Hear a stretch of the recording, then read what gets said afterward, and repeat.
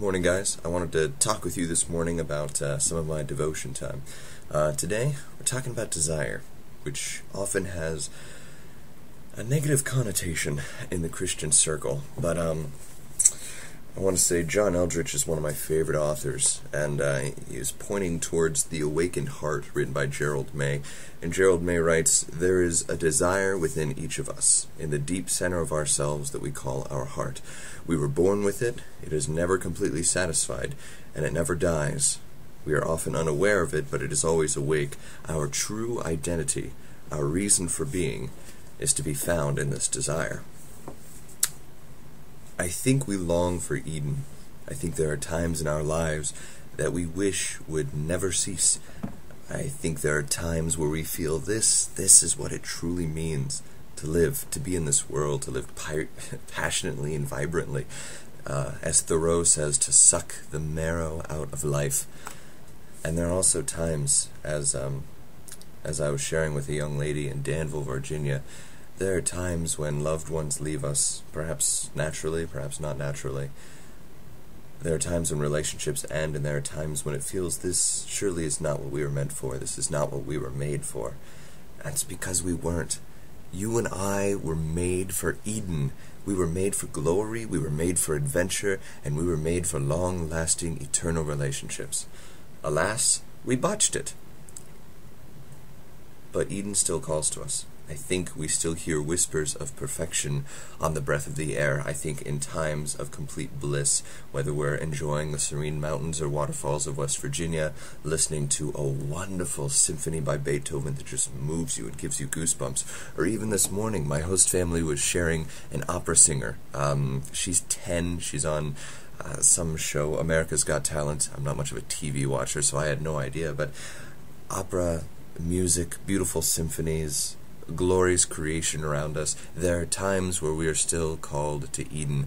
There are times where desire fills us so.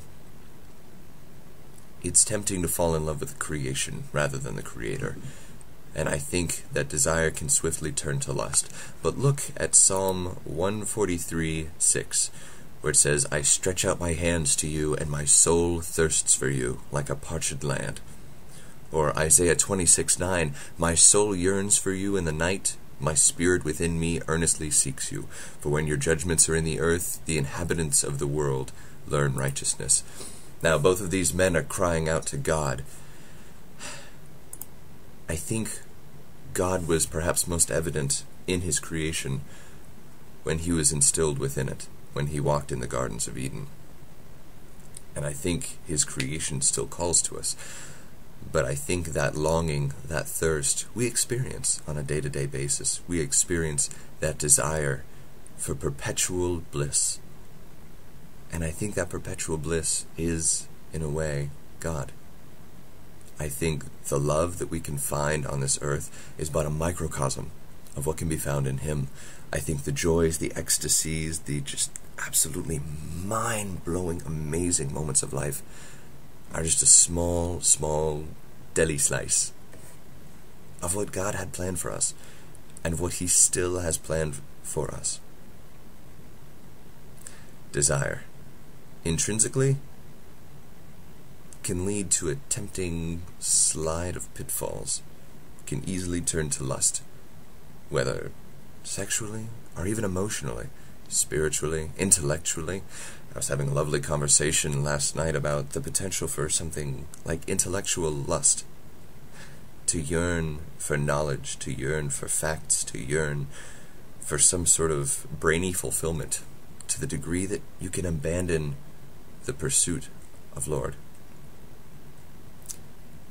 Desire is dangerous, but we were built with desire. We were built with longing. We were built to fall in love. We were built for passion. We were built for adventure. John Eldredge is sort of an Indiana Jones kind of Christian, and I love him because of it. It's very inspiring, but consider well where you stand with your desires, whether they are lusts or whether they are longings. The great men of God, David, Moses, they longed passionately. Don't lose your heart. I hope God is with you today, and I hope you live today taking full advantage of every moment around you. Take care, and God bless.